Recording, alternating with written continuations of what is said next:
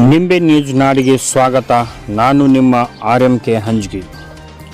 ಕೃಷಿ ವಿಜ್ಞಾನ ಕೇಂದ್ರದ ಯೋಜನೆಗಳು ಈ ಭಾಗದ ರೈತರಿಗೆ ಸದುಪಯೋಗವಾಗಲಿ.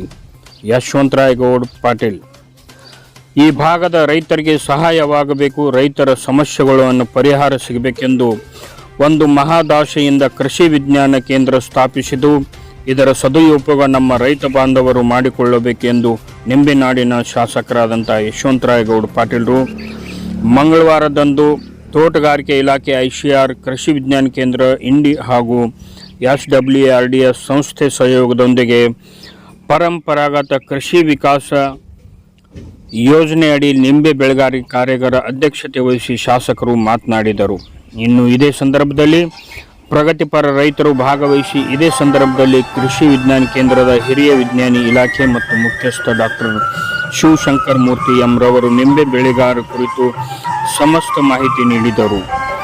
ತೋಟಗಾರಿಕೆ ಇಲಾಖೆ HS ಪಾಟೀಲ್ ಹಾಗೂ ಕೃಷಿ ಇಲಾಖೆ ಅಧಿಕಾರಿ ಮಹಾದೇವಪ್ಪ ಇವರು ಸೇರಿದಂತೆ ಸಂಬಂಧಪಟ್ಟ ಅಧಿಕಾರಿಗಳು ಹಾಗೂ ಸಿಬ್ಬಂದಿಗಳು ಉಪಸ್ಥಿತರಿದ್ದರು.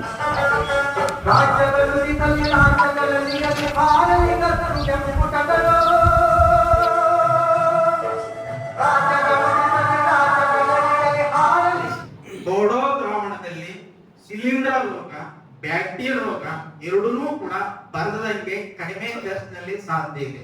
ಬಟ್ ನಮ್ಮವರು ಅದು ಮಾಡೋದಿಲ್ಲ. ಡೈರೆಕ್ಟ್ ರಿಡೋಮಿಲ್ ಔಷಧಿನೇ ಬೇಕು. ಯಾಕೆ ಈ ರೋಗ ಬಂದ್ರೆ ರಿಡೋಮಿಲ್ ಔಷಧಿ ಹಾಕಬೇಕು, 1 ಲೀಟರ್ 2 ಗ್ರಾಮ್ ಹಾಕಬೇಕು, ಒಂದು ಗಿಡಕ್ಕೆ 4 ರಿಂದ 5 ಲೀಟರ್ ಸಿಂಪಡಣೆ ಮಾಡಬೇಕು. ಸುಮಾರು 5 ರಿಂದ 6 ರೂಪಾಯಿ ಖರ್ಚಾಗ್ತದೆ. ಅದೇ ಬೋಡೋ ದ್ರಾವಣದ 1,000 ರೂಪಾಯಿ ಜಾಸ್ತಿ ಖರ್ಚಾಗೋದಿಲ್ಲ. ಇದು ಸುಲಭ ಅಂತ. ಇನ್ನೊಂದು ಯಾವಾಗಷ್ಟು ನಿಂಬೆ ಬೆಳೆಗಾರರು ಈ ಅಂಟು ರೋಗ ಸರರೋಗ ಬರಬಾರದು ಅಂತಂದ್ರೆ ಬಟ್ಟೆಗೆ ಮಣ್ಣೆಸ್ಬೇಕು. ಬಟ್ಟೆಗೆ ಮಣ್ಣೆಸಿ ನೀರು ಬಟ್ಟೆಗೆ ತಾಗದಂಗೆ ನೋಡ್ಕೋಬೇಕು.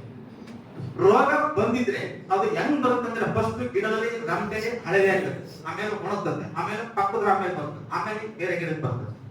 ನೀವು ಹಳದಿಯಾದಂತಹ ಮ್ಯಾಟ್ರಿಕ್ಸ್ ನ ಸಿಂಪಡಣೆ ಮಾಡಿದ್ರೆ ರೋಗನ ಅಲ್ಲೇ ಕಂಟ್ರೋಲ್ ಮಾಡ್ಬೋದು. ಎಲ್ಲ ಗಿಡಕ್ಕೂ ಅವಶ್ಯಕತೆ ಇಲ್ಲ. ಸಪೋಸ್ ಅಂಟು ರೋಗ ಬಹಳ ಇತ್ತು, ಇದು ರೋಗ ಬಂದಿದೆ, ಶಿಲೀಂಧ್ರ ರೋಗ, ಅಲ್ಲಿ ಜಂತುಳ ಬರ್ತದೆ, ದಾಳಿಂಬ್ರೆಗೆ ಮತ್ತೆ ನಿಂಬೆಗೆ. ಸೊ ಪೆಸಿಲೋಮೈಸಿಸ್ ಜೀವಾಣುಗಳನ್ನ ಎಕರೆಗೆ 5 kg ಚಿಕ್ಕುಡು ಕೂಡ ನಮ್ಮ ತರ್ತದೆ. ಬೇವಿನುಂಡಿ ಜೊತೆ ಮಿಕ್ಸ್ ಮಾಡಿ ಪ್ರತಿ ಗಿಡಕ್ಕೆ ವರ್ಷಕ್ಕೆ 2 ರಿಂದ 3 ರೂಪಾಯಿ ಕೊಟ್ಟರೆ ರೋಗ ಬರುತ್ತೆ. ಇಷ್ಟೇ. ನಮ್ಮಲ್ಲಿ ಏನ್ ಪ್ರಾಬ್ಲಮ್ ಅಂತಂದ್ರೆ ನಮ್ಮ ರೈತರಲ್ಲಿ ಯಥೇಚ್ಛವಾದಂತಹ ಔಷಧಿಯ ಬಳಕೆ ಪ್ರತಿದಿನ ಸಿಂಪಡಣೆ ಮಾಡ್ತಾರೆ. ನನ್ನ ಮೊದಲ ಆದ್ಯತೆ ಔಷಧಿಯನ್ನ ಟ್ರೈ ಮಾಡಬೇಕು. ಈ ನಿಟ್ಟಿನಲ್ಲಿ ಕಳೆದ ವರ್ಷ ನಾವು ರೇಪ್ಸ್ ಒಂದು ಡೆಮೋ ತಗೊಂಡಿದ್ದೆ. ಒಂದು ಪಟ್ಟಣ ತಾಲೂಕು ಬಹುಶಃ ರೈತರಲ್ಲಿ ಇಳುವರಿ ಕಡಿಮೆ, ಆದಾಯ ಕಡಿಮೆ. ನಾನು ನಿಮಗೆ ಚಾಲೆಂಜ್ ಮಾಡ್ತೀನಿ, ಅಂಗಡಿ ಹೋಗೋಣ ಬೇಕಿಲ್ಲ, ಬಟ್ ನಮ್ಮಲ್ಲಿ ಏನು ಬರುತ್ತೆ ಅಂದ್ರೆ ಒಂದು ಮಾಹಿತಿ ಬರುತ್ತೆ, ಬಂದು ಕೇಳಬೇಕು ಅಂತಕ್ಕಂತಹ ಒಂದು ಬರುತ್ತೆ. ಇನ್ನೊಂದು ವಿಷಯ ಅಂತಂದ್ರೆ ನಿಂಬೆ ವಿಷಯಕ್ಕೆ ಬಂದಾಗ ನಮ್ಮಲ್ಲಿ ನಿಂಬೆ ಬೆಳಿತೀವಿ, ಬೆಳೆದು 2 ಕಿಲೋ ತುಂಬ್ತೀವಿ, ಬೈಕ್ ತಗೊಂಡೋಗಿ ಇಲ್ಲಿಗೆ ಹಾಕ್ಬಿಡ್ತೀವಿ, ಹೋಗ್ಬಿಡ್ತೀವಿ.